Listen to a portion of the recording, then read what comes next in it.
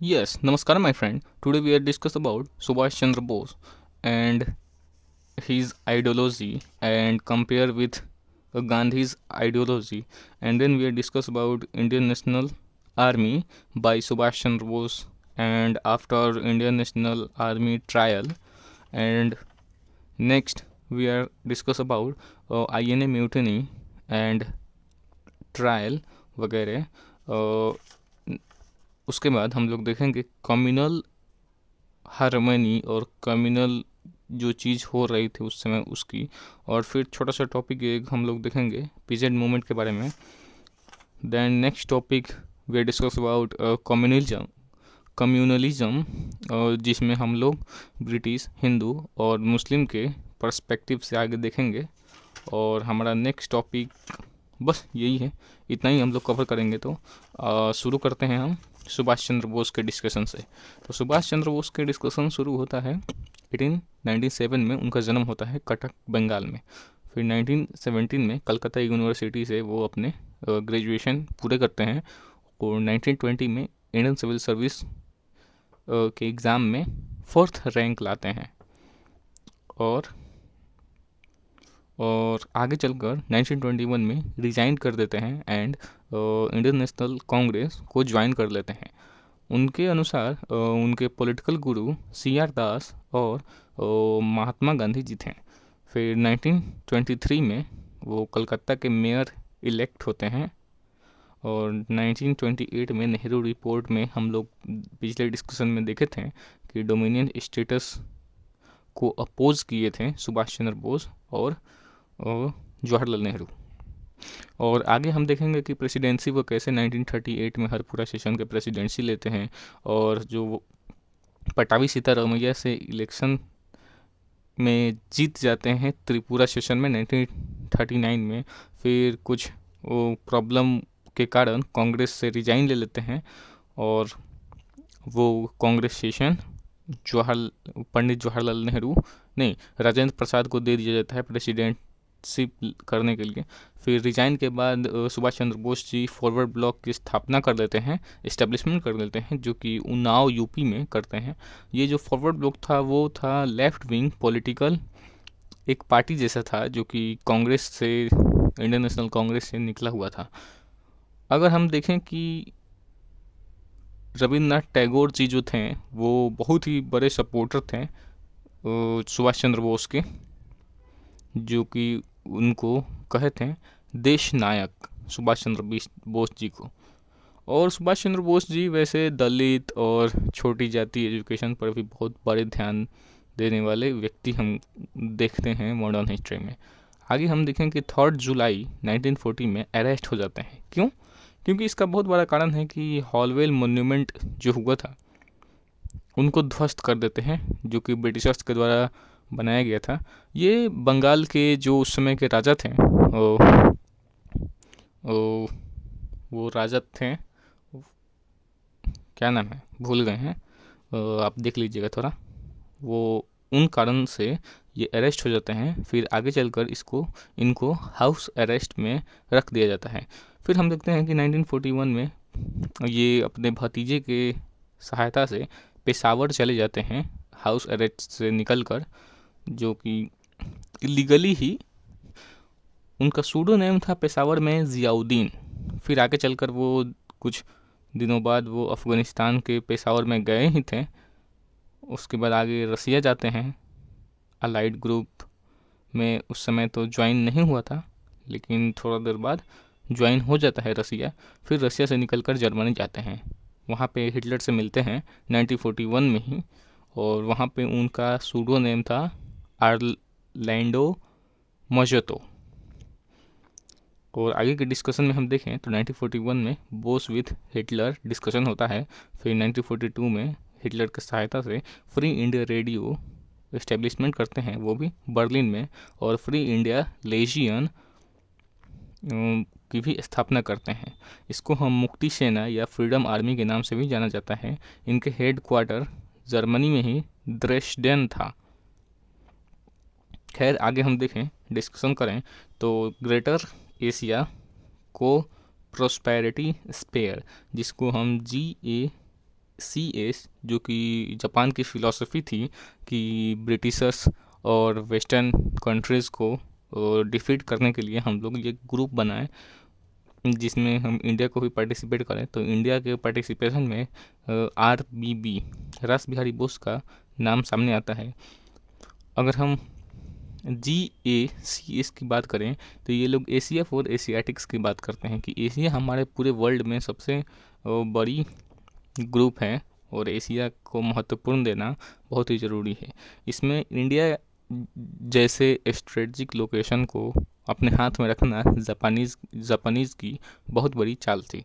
इसमें जापानीज़ द्वारा फुजीवाड़ा को साउथ ईस्ट एशिया में भेजा गया और वहाँ सिंगापुर में मोहन सिंह एंड ओवरऑल मिलकर इंडियन नेशनल आर्मी की इस्टेब्लिशमेंट करते हैं, जो कि ये मिलिट्री विंग के जैसा था।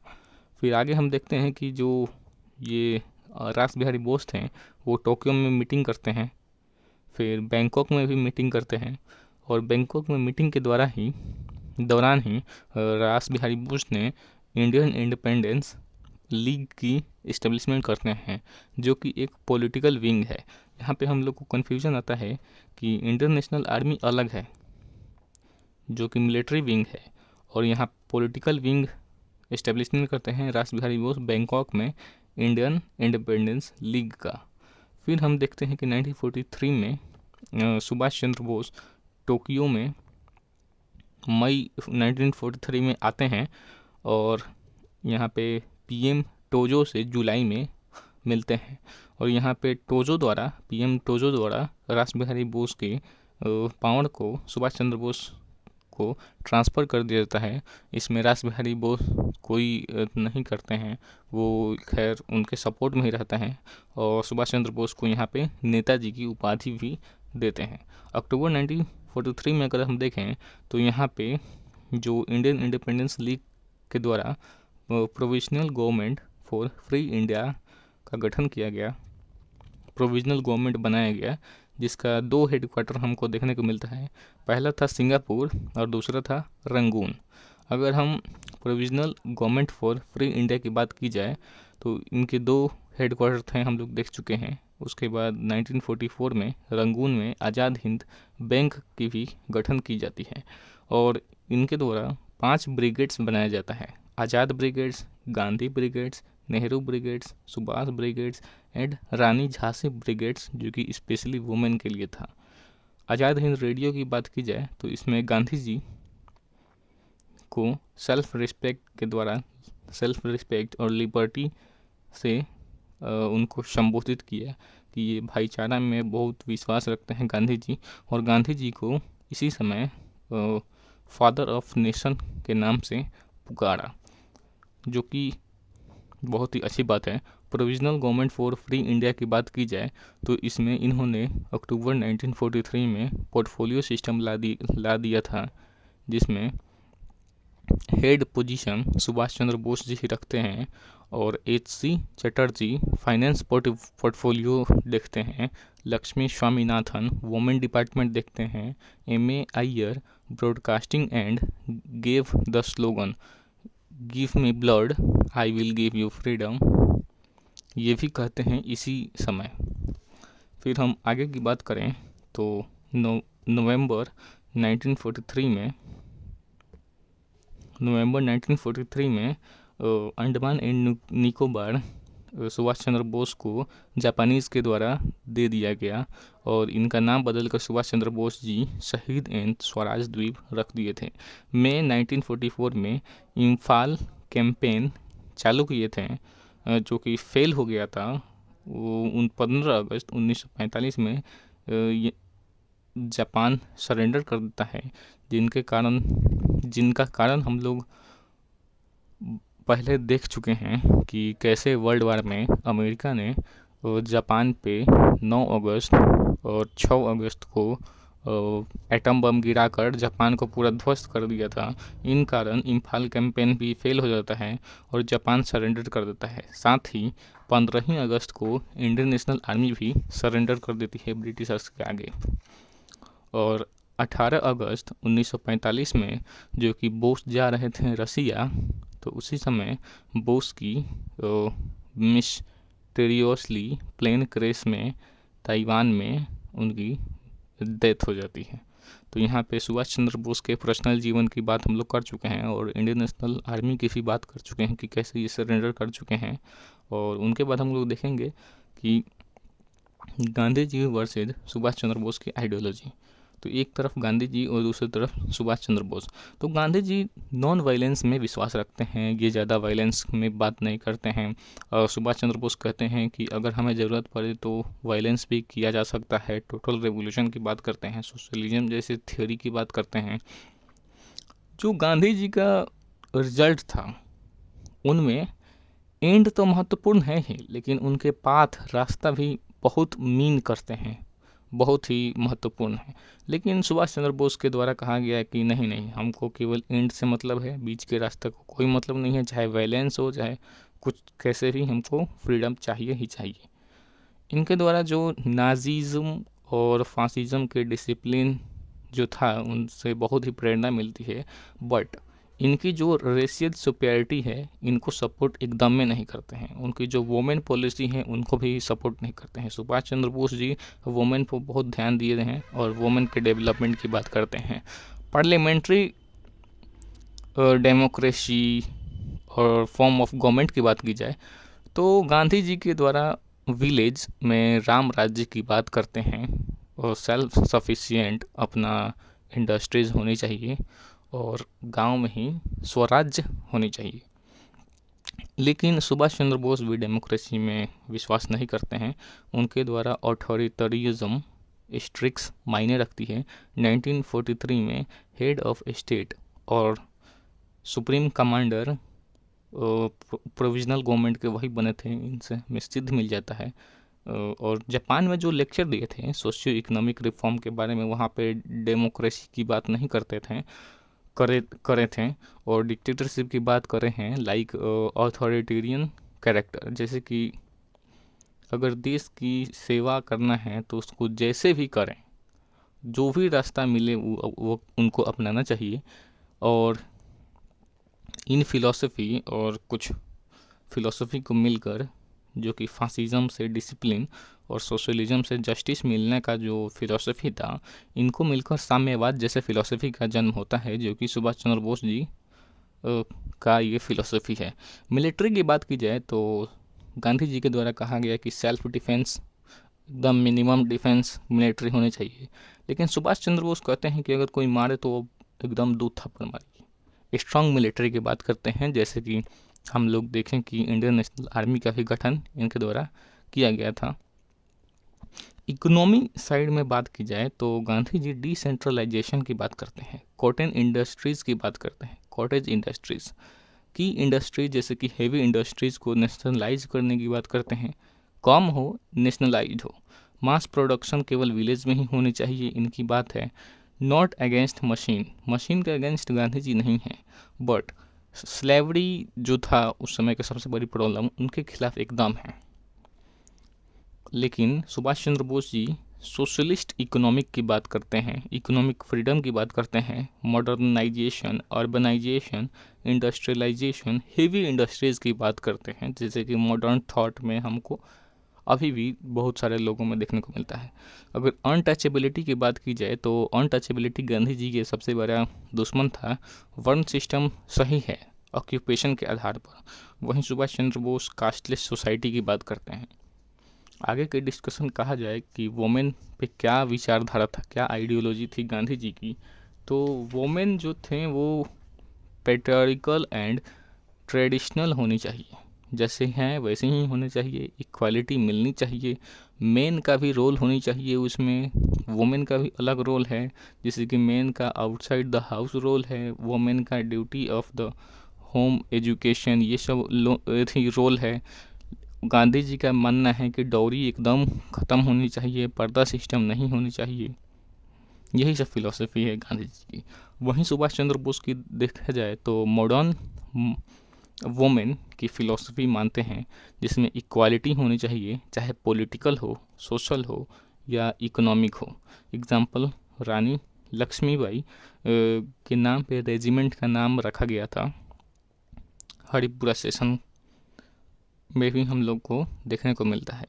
एजुकेशन की बात की जाए तो एजुकेशन जो कि वर्धा सेशन में एजुकेशन की बात गांधी जी ने की थी, उनको हम एजुकेशन के चैप्टर में ही पढ़ चुके हैं, उनकी भी फिलोसफी हम देख चुके हैं।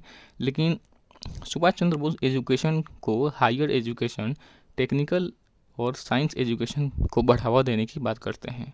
लेकिन गांधी जी कह रहे थे कि पिछले डिस्कशन में हम लोग बात किए थे कि एजुकेशन जो कि सेल्फ सफिशिएंट होनी चाहिए, इतना एजुकेशन होनी चाहिए जिससे कि हमारा खाना पीना या जीवन चल सके।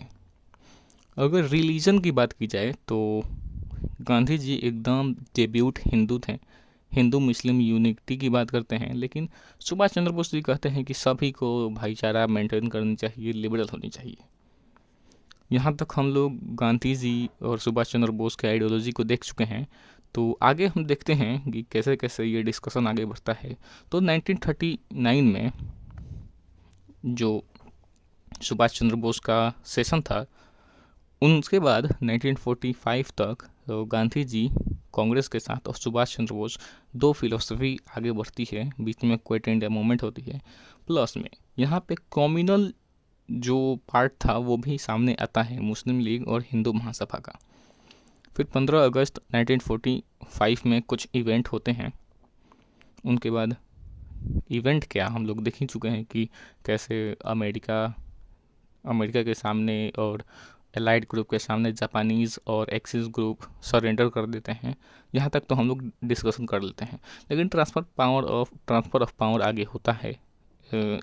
इलेक्शन की बात की जाती है दिसंबर से जनवरी तक 1946 में, जो कि उस समय क्लेमेंट एटली नए पीएम बन चुके थे, जिसमें इंडियन नेशनल आर्मी के जो ट्रायल था वो इंडियन नेशनल कांग्रेस का सबसे बड़ी मुद्दा बन जाती है। और सबसे लास्ट में तो हमको पता ही है कि 15 अगस्त 1947 को हमें आज़ादी मिल ही जाती है। इसमें सबसे बड़ी मुद्दा जो आता है इंडियन नेशनल आर्मी के ट्रायल को लेकर, जो कि सरेंडर कर दिए थे। इसमें 20,000 सोल्जर इंट्रोगेट किए जाते हैं, जिसमें वाइट लिस्ट भी थे, ग्रे लिस्ट भी थे एंड ब्लैक लिस्ट भी थे। तो वाइट लिस्ट जो थे वो कहा जाता है कि एबनॉर्मली वो चल गए थे, आर्मी ज्वाइन कर लिए थे, उनको एकदम छोड़ दिया जाता है। ग्रे लिस्ट को ब्रिटिशर्स आर्मी में ज्वाइन कर दिया जाता है। लेकिन ब्लैक लिस्ट जो थे उनको 10 ट्रायल का सामना करना पड़ता है, जिसमें first trial red fort hall में 5 नवंबर 1945 को होता है। इस ट्रायल को लेकर ऑल इंडिया कांग्रेस कमेटी की मीटिंग होती है 1945 में, जिसमें डिफेंस कमेटी फॉर्म्ड होते हैं। और कहा जाता है कि 5 से 11 नवंबर तक इंडियन नेशनल आर्मी वीक की बात की जाएगी और 12 नवंबर को इंडियन नेशनल आर्मी डे के रूप में हम लोग मनाएंगे।